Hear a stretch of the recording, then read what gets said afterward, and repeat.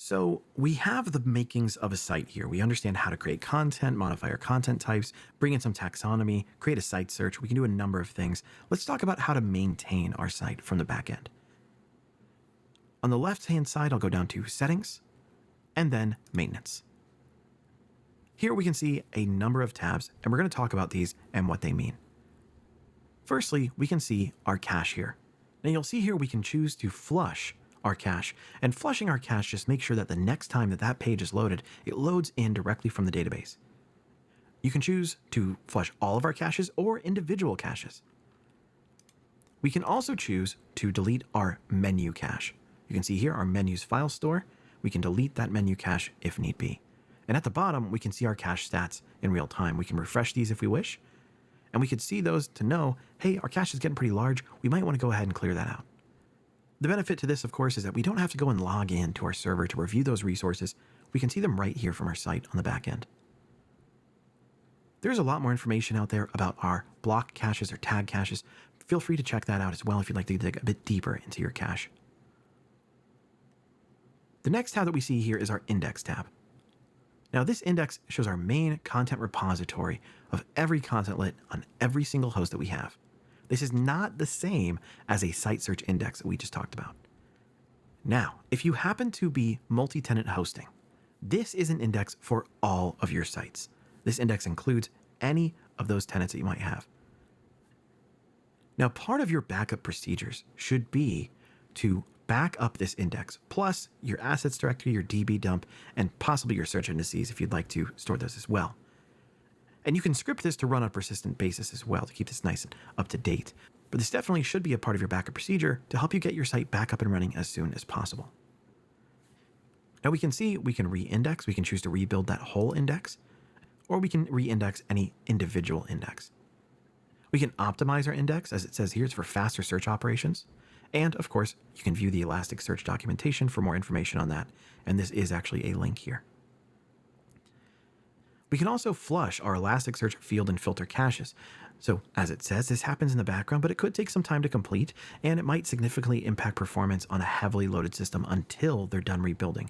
So you might want to do that in off time or when you have low traffic. At the bottom here, we can see those various content indices. And we could, if we wanted to, right-click on any one of these and deactivate it or clear it if we felt necessary. We could also refresh any of these as well and see those indices up to date. Our next tab is the Tools tab. Here, we can choose to download our assets, download our DB dump, and download a starter zip file, which could include the data only or our data and assets. All of these are great to do for backup purposes, but you can, of course, script this as well. You'll also notice the search and replace utility. Now, the search and replace utility can be helpful. As it allows the replacement of all content in the case of a necessity for site-wide sweeping changes. Maybe the name of your organization changed, your logo changed, something like that. It can help you with doing this more quickly, but make sure that before you use search and replace, you back up prior. You never want to make big sweeping changes like this without backing up. That can always be an issue. Below that, we can see an option to fix assets inconsistencies. It does exactly what it says on the tin. This utility finds and fixes inconsistencies in .cms assets. Now, this is going to give a quick revamp of your assets to ensure they're all stored, refreshed, and displayed properly on the site, and we can choose to execute that. It will clear up any inconsistencies we might have.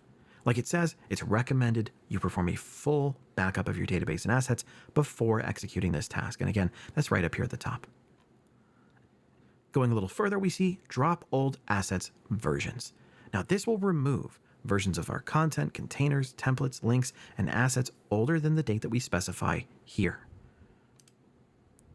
We can click this dropdown, choose an exact date, and go ahead and remove any content older than that. Now, it's important to note, this will not remove any live or working asset versions, regardless of the age. If it's live, it's not going to get rid of it. It's going to first check for inconsistencies prior to removing those old versions. You'll see that there's a clean assets button as well. It says it removes old files, anything that's no longer used in the system from the server file system. So that can be helpful as well. Below this, we also have our delete content option. This is going to remove any content that we specify with a comma-separated list of content identifiers. So we could type in any identifiers we want, and we could add multiple ones here using commas to separate those various pieces. Now, you can already do this by going to the content, unpublishing it, archiving it, deleting it, but that's multiple steps, and this is a little bit faster. But of course, this is non-discriminatory. It's pretty heavy-handed. So if you do accidentally input the incorrect content here, you're going to get rid of it. So just be careful with that. Make sure, again, you're doing backups. Below that, we have delete pushed assets history. Like it says, this utility removes all pushed assets from the history table. Now, we'll talk a little bit more about push publishing soon, but just know that once you've done this, once you've deleted the history of which assets have been pushed, which assets haven't, which is what's happening here, it's going to include everything, all asset dependencies, everything when doing a push publish in the future, even if those most recent versions were already published. And finally, at the bottom here, we have shutdown.cms. We have a nice big red button to make sure that you know, hey, I am shutting this thing down. Make sure you're careful with this.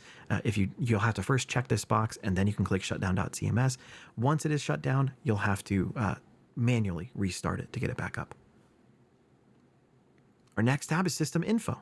This gives us an overview of all the details surrounding our .cms instance, and we can use this to review the systems that are being used and might be necessary for, say, a local instance to be stood up. If we ever needed to create a local instance for training purposes or experimentation or development, then we'll know if we look in here, okay, well, we're using our .cms platform 23.01.2. We could scroll down and see what other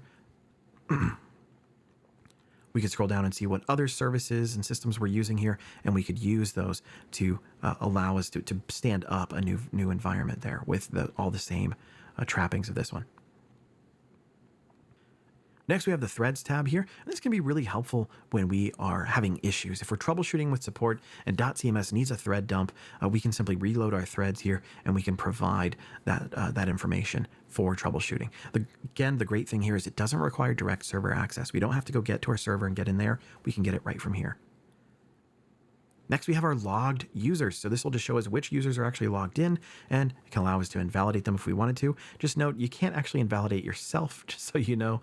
You can't do that because, I mean, you're logged in, so it's not possible. But you can invalidate anyone else. And then we have our system jobs here. We can see when those jobs will next run and get some information about them as well.